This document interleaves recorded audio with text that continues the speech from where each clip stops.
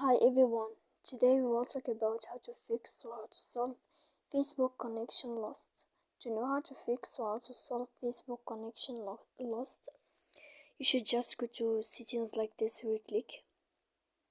After that, in this page, you will go to apps, default apps, app settings.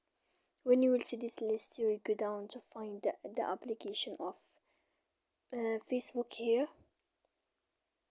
So you will go here. After that, in this page, you will go to click for stop. When you will end this, you will enter to storage. After that, you will click clear cache. Then you will go to click clear data. And when you will end all this stuff as you see here, you can turn off your Wi-Fi. So please don't forget to support us by like and subscribe. See you next time.